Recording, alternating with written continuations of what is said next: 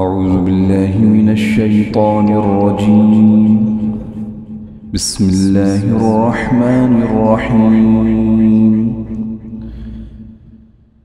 فأما من أوتي كتابه بيمينه فيقول هاؤم اقرءوا كتابيه إني ظننت أني ملاق حسابيه فهو في عيشة راضية في جنة عالية قطوفها دانية كلوا واشربوا هنيئا بما أسلفتم في الأيام الخالية وأما من أوتي كتابه بشماله فيقول يا ليتني لم أوت كتابيه ولم أدر ما حسابيه يا ليتها كانت القاضية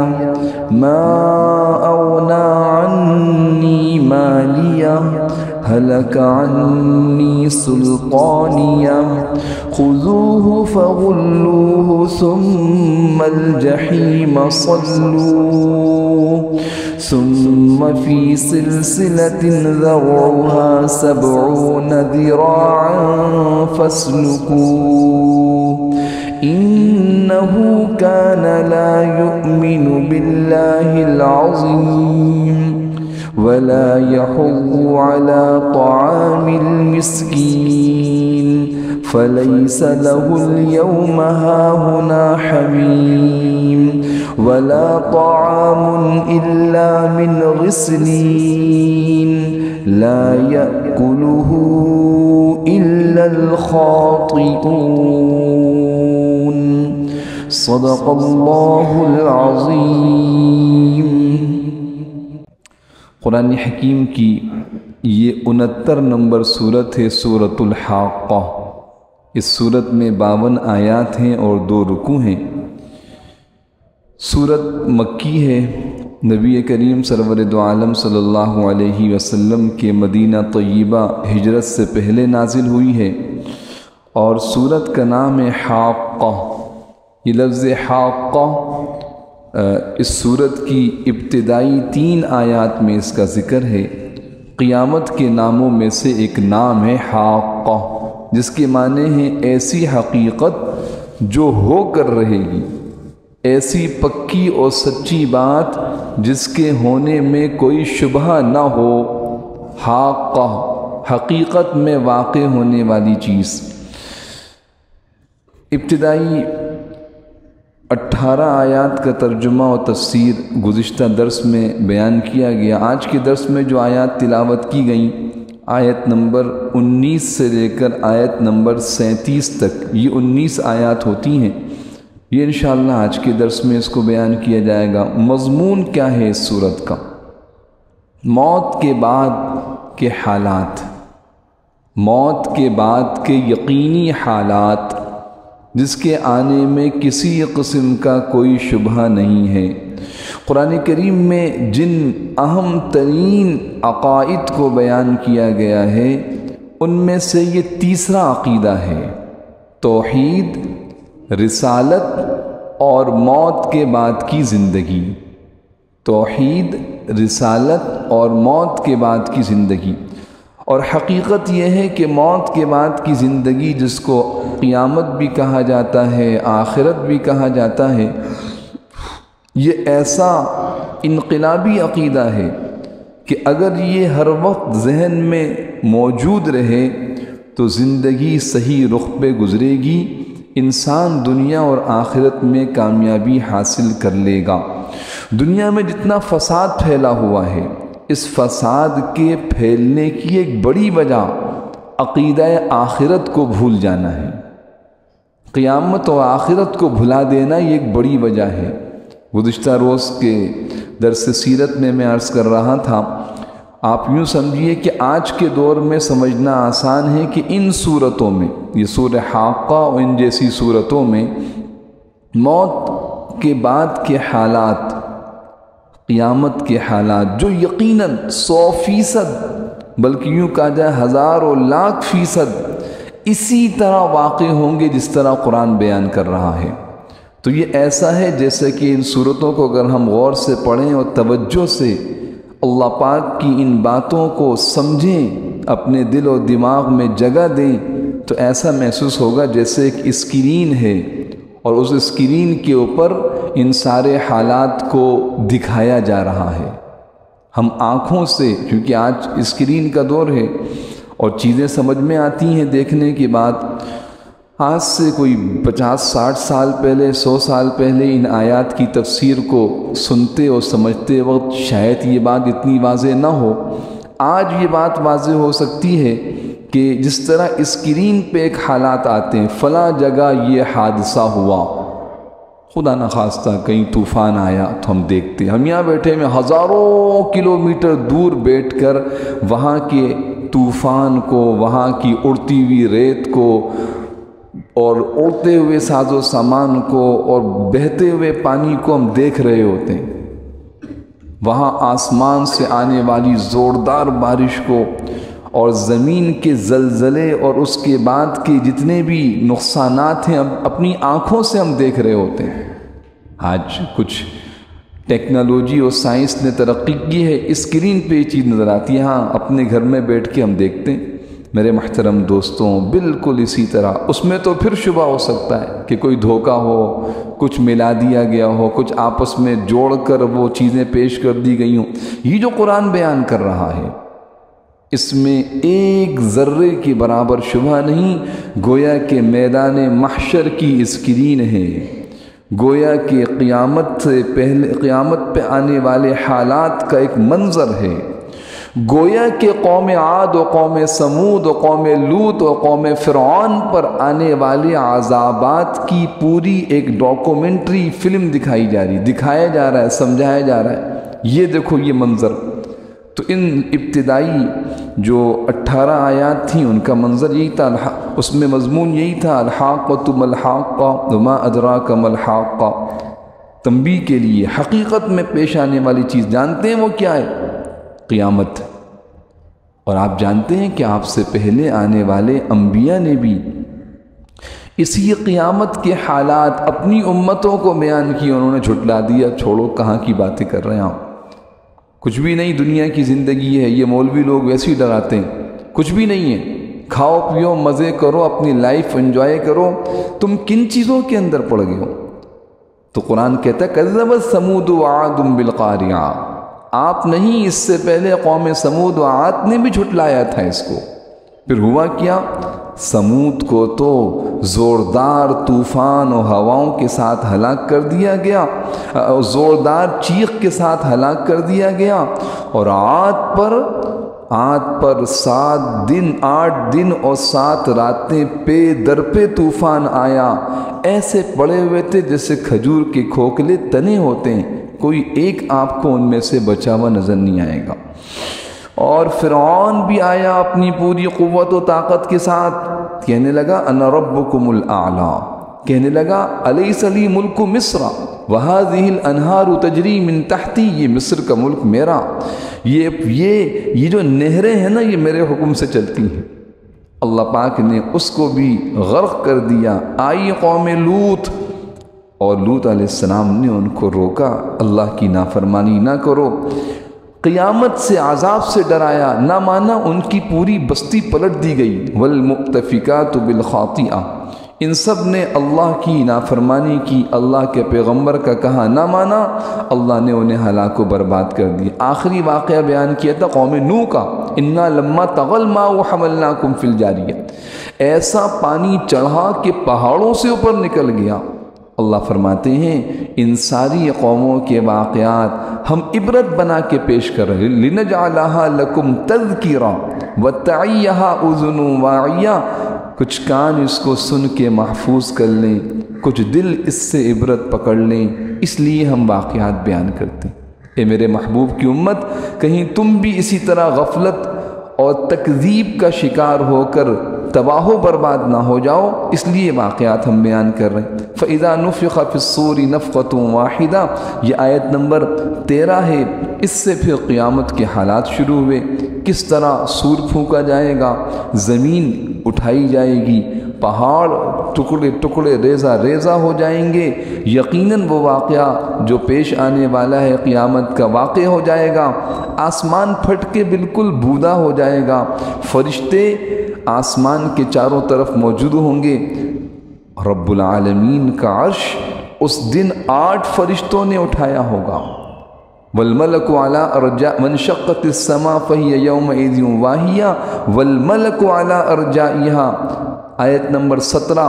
یہ منظر شروع ہوا میدان محشر کا، فرشتے چاروں طرف موجود ہیں اور رب العالمین کا عرش آ رہا ہے، میدان محشر میں رکھا جا رہا ہے، اور اس دن 8 فرشتوں نے اٹھایا۔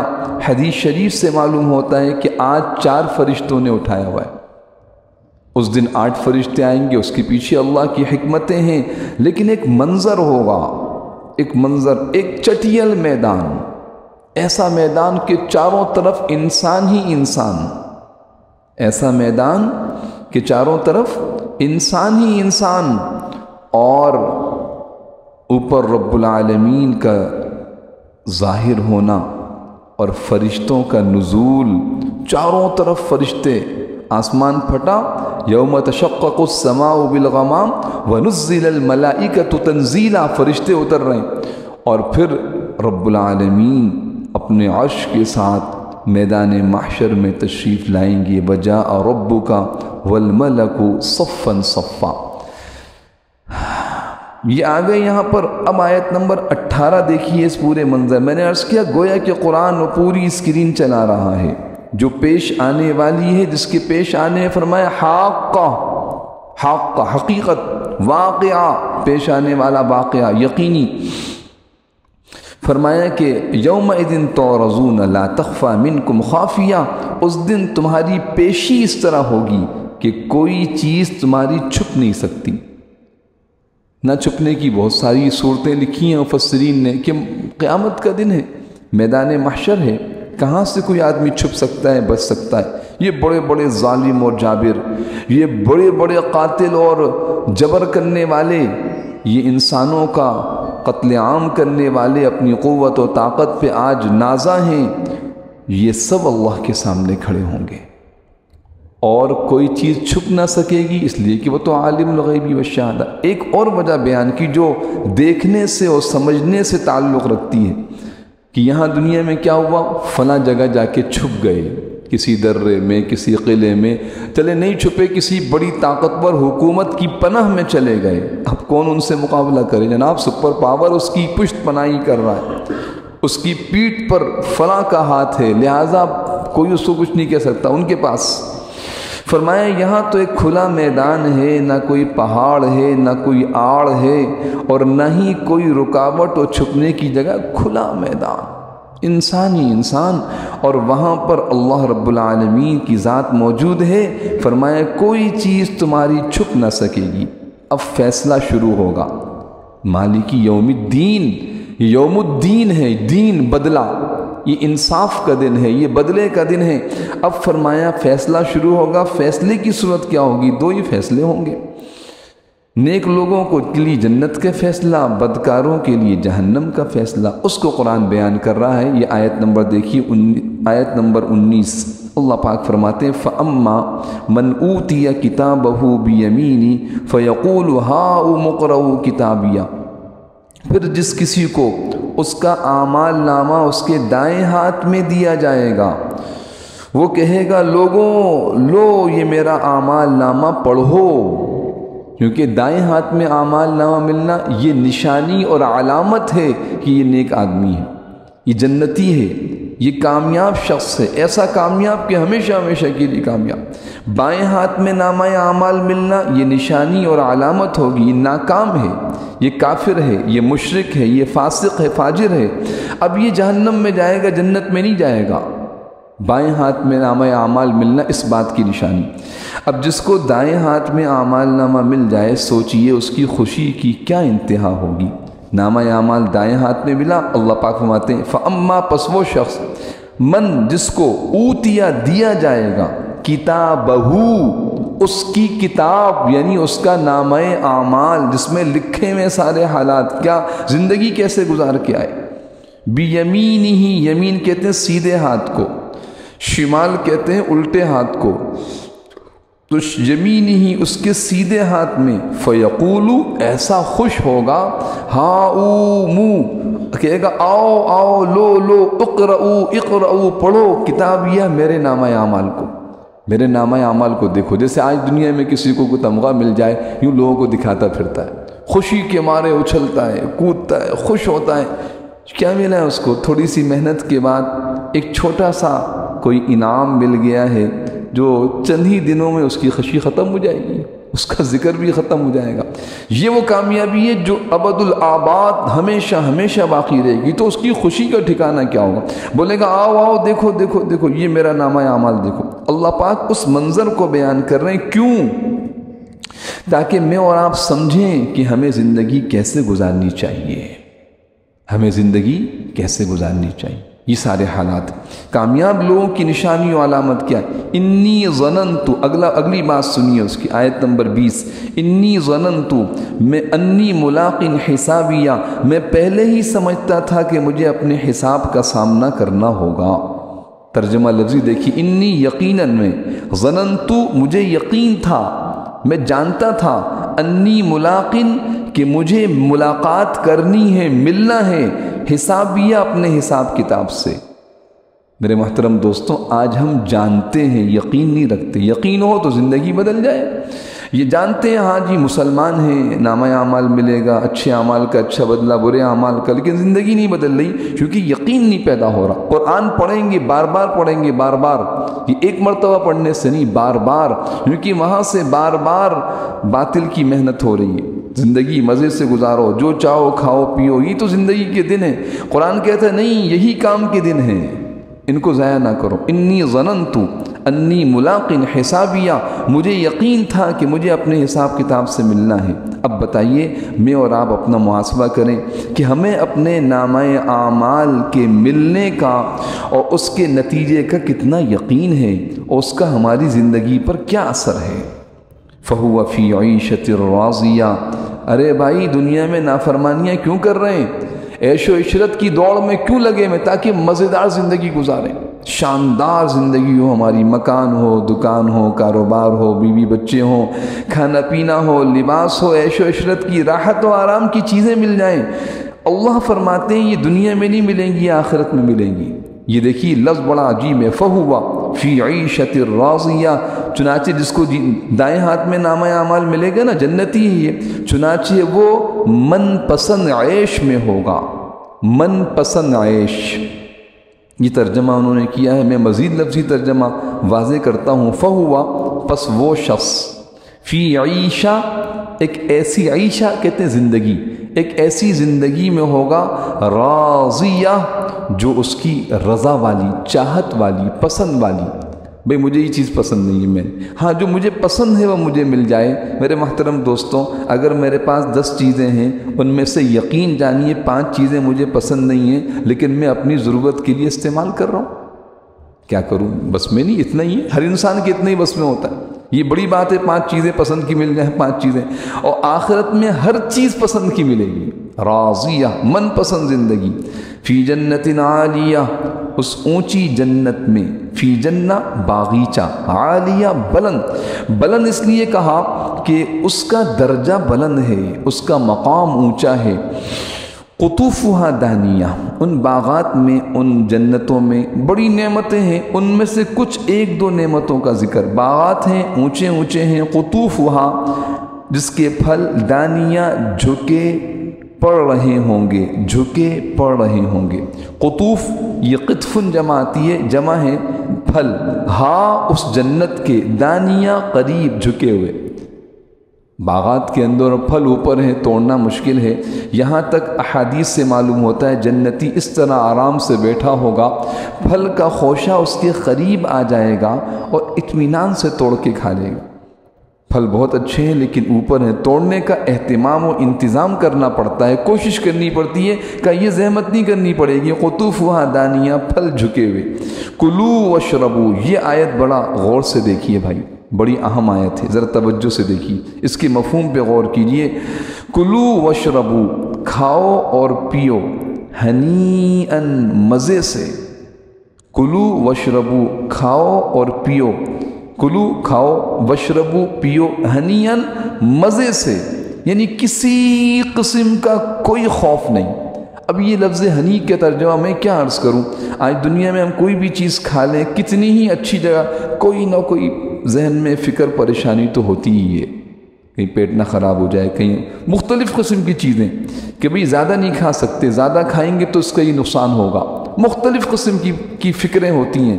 یہاں فرمائے ہنی ان، کوئی فکر نہیں، بالکل مزے، کتنا ہی کھا لیں، ایک ڈکار سے سب ہضم، ختم ہونے کی کوئی فکر نہیں، خرچے کا کوئی غم نہیں، کسی قسم کا۔ لفظ ہنی یہ بالکل یہاں حضرت نے ترجمہ کیا ہے کہ مزے سے کھاؤ پیو، یعنی کوئی کھانے کا اصل مزہ۔ کیوں بھائی؟ یہ کھانے پینے اور یہ مزے کیوں ہیں؟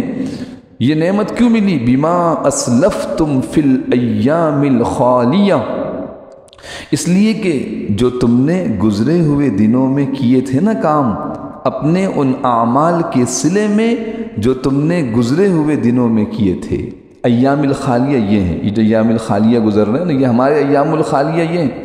ان ایام الخالیہ، خالیہ خلو سے ہے، گزرنے والے، جو گزر جاتا ہے گزرے ہوئے دن کو خالیہ۔ ایام یوم کی جمع، اسلفتم ای عاملتم، جو تم نے اعمال کیے تھے، جو تم نے گزارے تھے، جس طرح گزارے، یقیناً ایک ایک دن قیمتی بنایا۔ اعمال صالحہ کا اہتمام، نافرمانی اور گناہوں سے اجتناب، اس محنت پر جو تم نے محنت و کوشش کی، کلو واشربو، کھاؤ پیو، کوئی رکاوٹ نہیں۔ تو یہ تو نعمت ہے ان لوگوں کی جو اعلان ہوگا، کامیاب لوگ آ جائیں، نامہ اعمال دائیں ہاتھ میں دیا جائے گا، جاؤ جنت میں داخل ہو جاؤ۔ وَأَمَّا مَنْ أُوتِيَ كِتَابَهُ بِشِمَالِهِ، میں ایک دعا عرض کروں، نبی کریم سرور دو عالم صلی اللہ علیہ وسلم دعا مانگتے تھے انہی آیات کی روشنی میں، اللہم آتینی کتابی بیمینی وحاسبنی حسابا یسیرا۔ یہ دعا یاد کیجیے اور دل کی گہرائیوں سے مانگیے، اور اس دعا کو جتنا مانگیں گے دھیان سے، اتنا انشاءاللہ اس کی تیاری کی توفیق بھی اللہ دیں گے کہ اے اللہ، اللہم اے اللہ، آتینی مجھے دے دیجئے، آتینی کتابی میرا نامہ اعمال، بیمینی میرے دائیں ہاتھ میں، وحاسبنی حسابا یسیرا، اور میرے حساب کو آسان کر دیجئے۔ آسان حساب سورہ انشقاق میں عرض کر چکا ہوں کہ آسان حساب کیا ہے کہ نامہ اعمال تو سب کا کھولا جائے گا، سب کا سامنے آئے گا، نامہ اعمال دیکھا اور کہا جاؤ چلے جاؤ جنت میں چلے جاؤ، بس کوئی سوال نہیں کہ کیوں کیا کیوں نہیں کیا، کوئی نہیں، بس دیکھا اللہ پاک کے سامنے آئے، اللہ نے کہا بھائی جاؤ۔ یہ ہے حساب یسیرا، اس کو حساب یسیر کہا گیا ہے۔ اور جہاں کسی ایک چیز کے بارے میں بھی پوچھ لیا کہ کیوں کیا، بس جس کو فرمایا آپ صلی اللہ علیہ وسلم نے وَمَن نُوقِشَ فَقَدْ عُذِّبَ، جس سے مناقشہ ہو گیا، سوال جواب ہو گیا، تفتیش ہو گئی، فَقَدْ عُذِّبَ، اب یہ جواب نہیں دے سکتا، الا من رحم اللہ، مگر جس پہ اللہ رحم فرمائے، اللہ کہہ دے ٹھیک ہے جی رحم، یہ رحم کی صورت ہے۔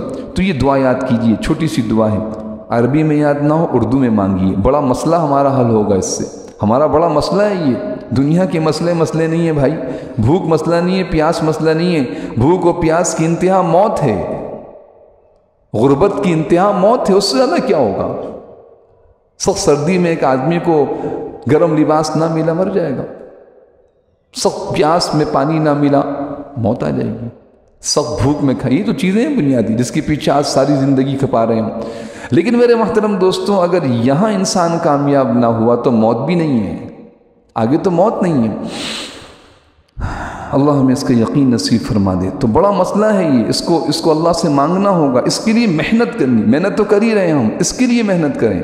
کلو واشربو ہنیئا بما اسلفتم فی الایام الخالیہ، یہ کرنے کا کام ہے، آج اللہ رحم فرمائے مسلمان کو یہ کام ہی سمجھ میں نہیں آتا کہ اللہ کی عبادت و اطاعت میں جان کو لگانا اور کھپانا یہ بھی تو کام ہے، بلکہ یہی کام ہے، یہی زندگی کا اصل مقصد ہے۔ تو اللہم آتینی کتابی بیمینی، اے اللہ مجھے میرا نامہ اعمال دائیں ہاتھ میں دیجیے، وحاسبنی حسابا یسیرا، اور میرے حساب کو آسان کر دیجیے۔ اللہم آتینی کتابی بیمینی وحاسبنی حسابا یسیرا، کم سے کم 3 مرتبہ صبح 3 مرتبہ شام تو پڑھ ہی لیں، اس سے کم کیا ہوگا۔ آگے دیکھیے دوسرے لوگ، یہ ایک قسم کے لوگ ہیں اصحاب الجنہ، دوسرے ہیں اصحاب النار، تیسرے کوئی نہیں ہے، تیسرے یہاں کوئی نہیں ہے، یہاں کوئی تقسیم نہیں، یہاں تو بڑی تقسیم ہے جناب، یہ VIP ہیں، یہ مڈل کلاس ہیں، یہ اپر مڈل کلاس ہے، پتہ نہیں کون سی تقسیمات دنیا کے مال و اسباب کی بنیاد، وہاں 1-2 ہی تقسیمات ہیں، اصحاب الجنہ اصحاب النار۔ اصحاب النار کے حالات قرآن عجیب انداز سے بیان کرتا ہے۔ کون ہے اس میں؟ کفر پہ مرنے والے، شرک پر مرنے والے، فسق و فجور پر جن کی موت آ جائے توبہ کر کے نہ جائیں، یہ بڑے بڑے دنیا کے امریکہ، یورپ، فرانس اور جاپان والے جن کو ہم آج للچائی ہوئی نگاہوں سے دیکھ رہے ہیں، اگر ان کی کفر پہ موت ہوئی، ایمان پہ نہ ہوئی، یہ اس آیت کے مصداق ہیں، تاکہ سمجھ میں تو آئے بات کہ ہم نے جو سودا کیا ہے، ہم جو اعمال صالحہ کو اختیار کر رہے ہیں، ہم خدا نخواستہ کوئی ناکامی کی طرف نہیں چل رہے، کیونکہ اتنی دنیا غالب ہو گئی، دنیا کی مادیت، کہ آج مسلمان میرے محترم دوستوں اپنے ایمان اور اعمال صالحہ کی قیمت کو نہیں سمجھ رہا، اس لیے قرآن ہمیں اس کی قیمت سمجھا رہا ہے۔ دیکھیے وَأَمَّا مَنْ أُوتِيَ كِتَابَهُ بِشِمَالِهِ، وہاں تک بیمینی، یہ ہے بشمالی، اور رہا وہ شخص جس کا اعمال نامہ اس کے بائیں ہاتھ میں دیا جائے گا، فَيَقُولُ يَا لَيْتَنِي لَمْ أُوتَ كِتَابِيَا، تو وہ کہے گا ایک کاش مجھے میرا اعمال نامہ دیا ہی نہ جاتا۔ بچاؤ کی تو کوئی صورت نہیں ہوگی۔ یہاں جس اسٹوڈنٹ کو، جس طالب علم کو پتہ ہونا کہ میرے پرچے اچھے نہیں ہوئے اور میں فیل ہو جاؤں گا، تو وہ نتیجے کے دن آتا ہی نہیں ہے، چھٹی کر لیتا ہے۔ یہاں چھٹی کوئی نہیں، کوئی صورت ہی نہیں ہے بچنے کی۔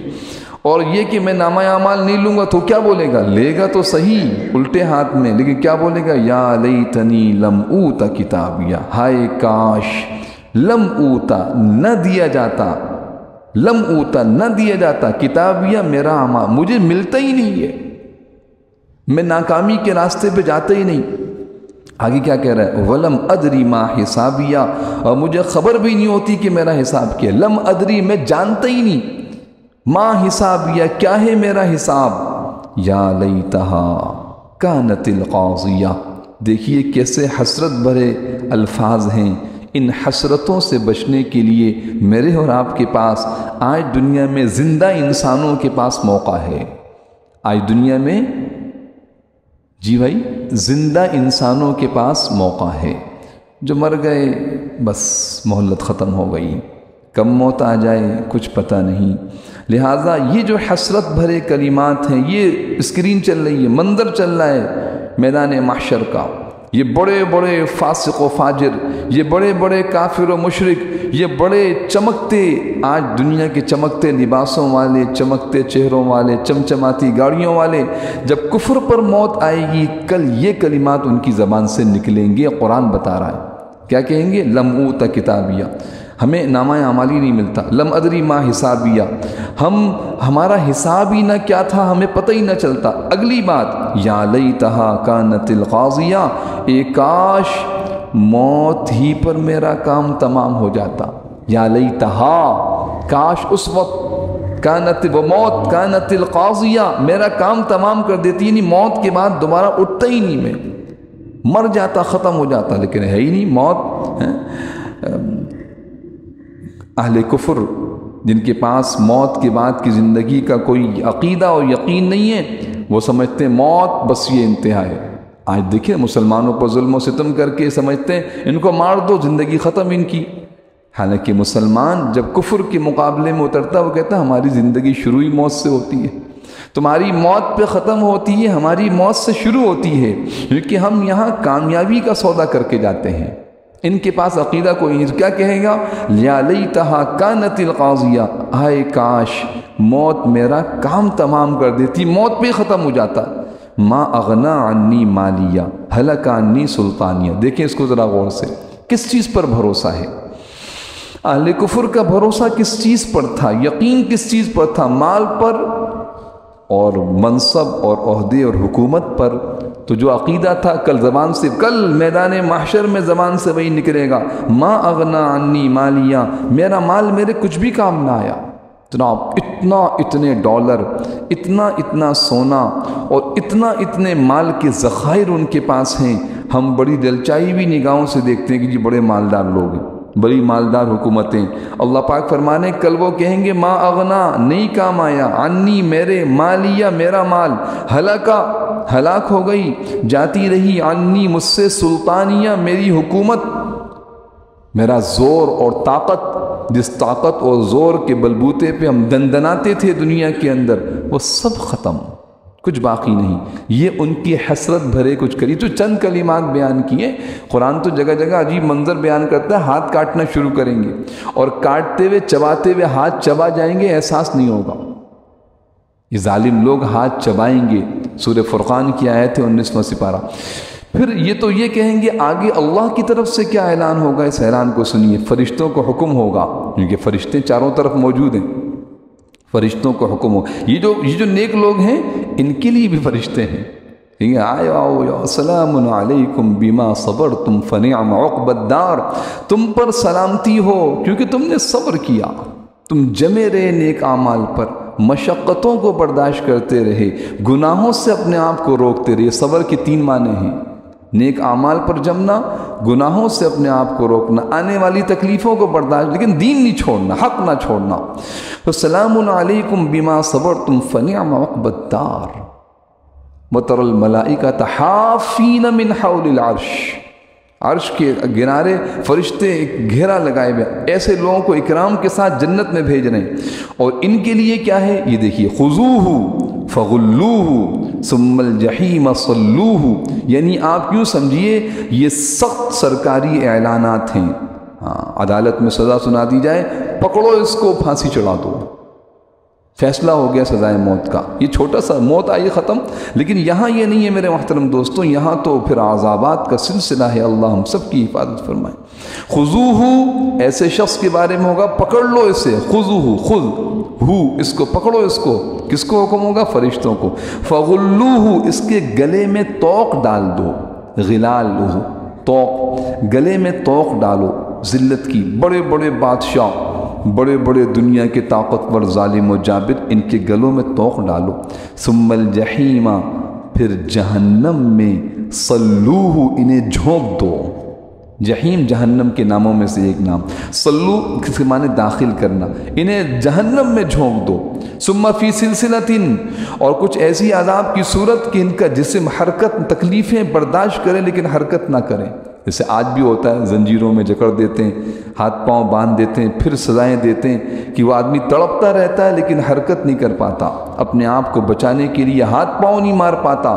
تو یہ ایک منظر اللہ فرمانے، ثم فی سلسلہ، پھر ایسی زنجیر میں پرو دو، ذرعھا جس کی لمبائی 70 ذراعا 70 ہاتھ ہوگی، 70 گز اس کی لمبائی ایک زنجیر، اس زنجیر میں ان کو اچھی طرح جکڑ دیا جائے، ایک صورت زنجیر سے باندھا جائے۔ اور فسلکوہ کا ایک ترجمہ بعض مفسرین نے کیا، باندھنا نہیں ہے بلکہ ان کے منہ سے ڈال کر ان کے مقعد سے اس زنجیر کو نکالا جائے گا، اس کی شدت کی وجہ سے ان کا جسم اکڑ جائے گا۔ تو فسلکوہ پرو دو، اس میں ڈال دو۔ کیا وجہ تھی، کیا جرم تھا ان لوگوں کا؟ انہ کان لا یؤمن باللہ العظیم، یہ لوگ نہ تو خدائے بزرگ و برتر پر ایمان لاتے تھے۔ انہو یہ شخص، ایسے ہر شخص کے بارے میں، لا یؤمنو نہیں ایمان تھا ان کا، باللہ اللہ کی ذات پر، العظیم جو عظمت والی ذات ہے۔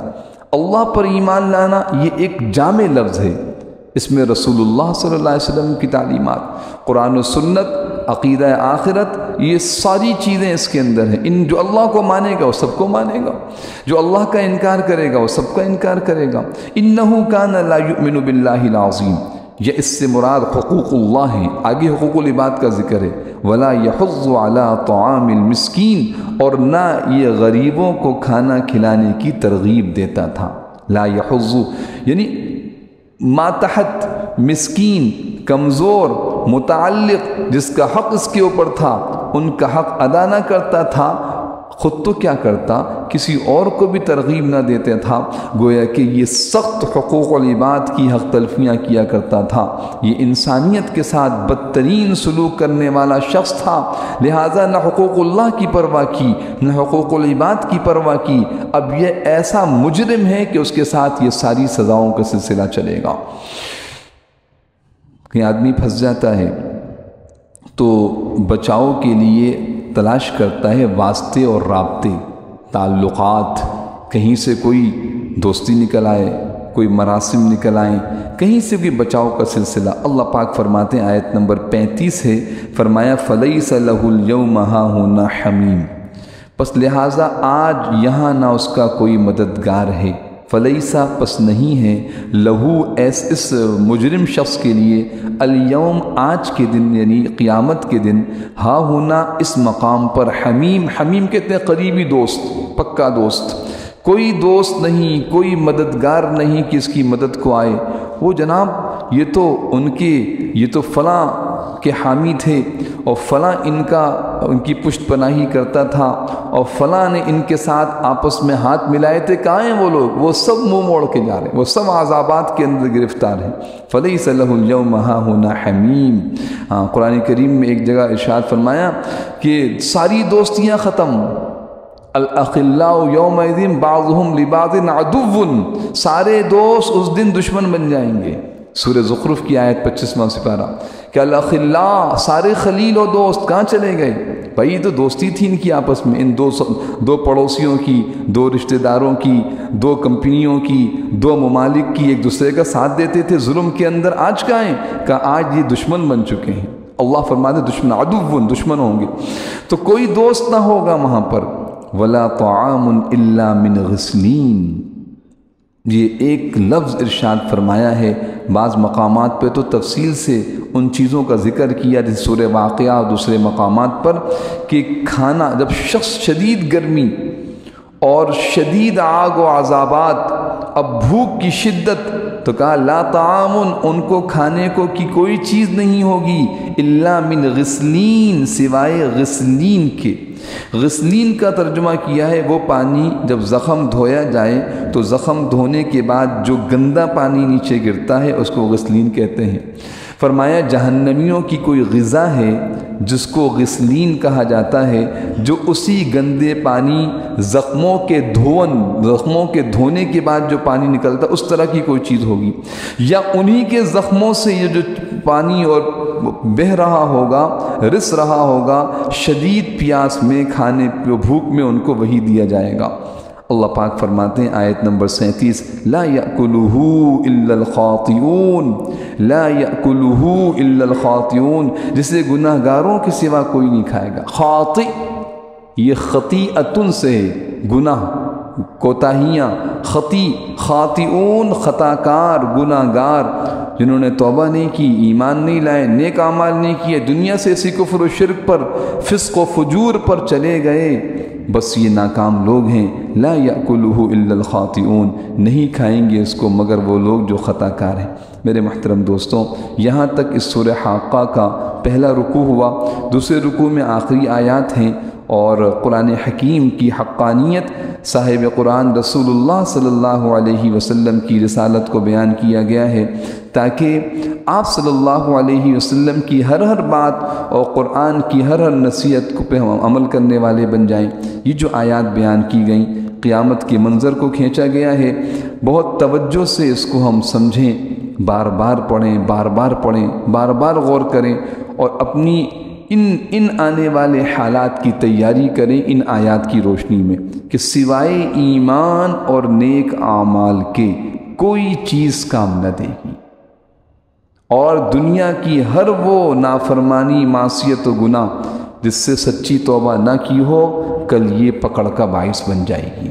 لہٰذا بار بار سچی توبہ کرنے کی ضرورت، سچی توبہ، پشیمانی اور ندامت کے ساتھ، یا اللہ اب تک جو ہو گیا میں سچی توبہ کرتا ہوں، مجھے معاف کر دیجیے، اور آئندہ نہ کرنے کی پوری کوشش، پورا عزم، پوری طاقت لگا دیں کہ کچھ بھی ہو جائے، 2 دن کی زندگی، 10 دن کی، سال کی، 10 سال کی، پتہ نہیں، لیکن زندگی کی ایک ایک سانس کو اللہ کی عبادت و اطاعت پہ لگاؤں گا اور نافرمانی سے بچاؤں گا۔ سب نیت کرتے ہیں انشاءاللہ۔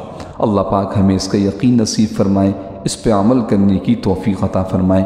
ان آیات کو میرے ساتھ پڑھیے اور اس کے مفہوم پر بھی بہت توجہ سے غور فرمائیے۔ بسم اللہ الرحمن الرحیم۔ فَأَمَّا مَنْ أُوتِيَ كِتَابَهُ بِيَمِينِهِ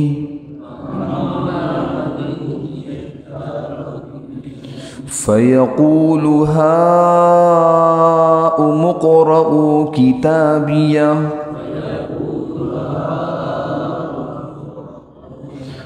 إِنِّي ظَنَنْتُ أَنِّي مُلَاقٍ حِسَابِيَهْ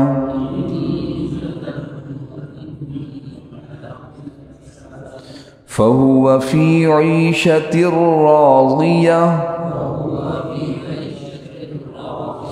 فِي جَنَّةٍ عَالِيَةٍ قُطُوفُهَا دَانِيَةٌ كُلُوا وَاشْرَبُوا هَنِيئًا بِمَا أَسْلَفْتُمْ فِي الْأَيَّامِ الْخَالِيَةِ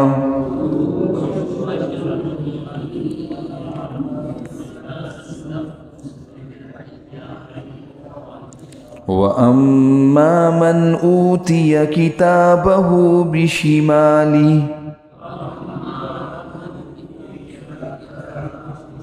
فَيَقُولُ يَا لَيْتَنِي لَمْ أُوتَ كِتَابِيَهْ وَلَمْ أَدْرِ مَا حِسَابِيَهْ يَا لَيْتَهَا كَانَتِ الْقَاضِيَةَ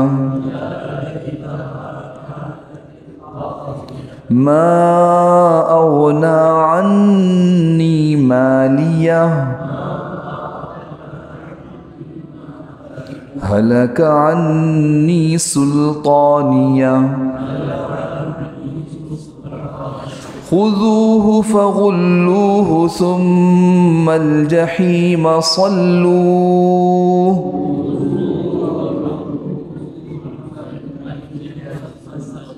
ثُمَّ فِي سِلْسِلَةٍ ذَرْعُهَا 70 ذِرَاعًا فَاسْلُكُوهُ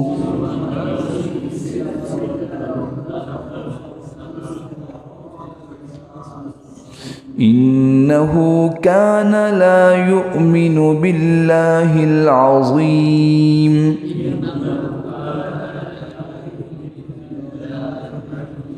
وَلَا يَحُضُّ عَلَى طَعَامِ الْمِسْكِينِ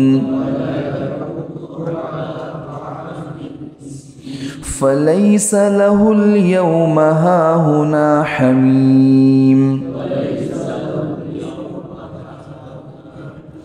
وَلَا طَعَامٌ إِلَّا مِنْ غِسْلِينٍ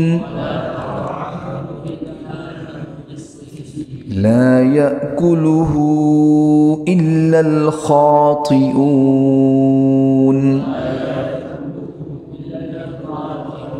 صدق اللہ العظیم۔ دعا کو یاد رکھیے، اللہم اعطنی کتابی بیمینی وحاسبنی حسابا یسیرا، اور اس دعا کا اہتمام کیجئے۔ پہلے بھی عرض کر چکا ہوں، جو چیزیں ہم درس میں پڑھتے ہیں اس کو پورا ہفتہ ہمارے پاس یہ تفسیر موجود ہے، بار بار دیکھتے رہیں، مضمون ذہن میں رہتا ہے۔ کافی دیر یہ بات سنی ہے، آدھا پونا گھنٹہ، تو اس مضمون کا مذاکرہ کیا کریں۔ ابھی ہم دفتر جائیں گے، دوستوں میں بیٹھیں گے، کہاں دنیا زمانے کی واہی تباہی کی باتیں وہ ہم پر اثر کرتی ہیں۔ جب اثر کرتی ہیں یہ چیزیں بھول جاتے ہیں، پھر دوبارہ زندگی اسی طرح۔ میرے محترم دوستوں، جب اس قرآن کو بیان کریں گے، قرآن دعوت ہے، اس کو بیان کریں گے تو انشاءاللہ قرآن سچائی ہے، حقیقت الحاقہ، تو وہ جو دھوکہ ہم پر چڑھ جاتا ہے، دھوکہ چھا جاتا ہے، اس سے ہم بھی نکلیں گے۔ میرا بھائی، میرا دوست، میرا پڑوسی، میرے ساتھ کام کرنے والا، میرا متعلق، میرا رشتہ دار، اس کو بھی فائدہ ہوگا۔ قرآن سراسر نفع ہی نفع ہے، نصیحت ہے، تو کوشش کریں گے انشاءاللہ۔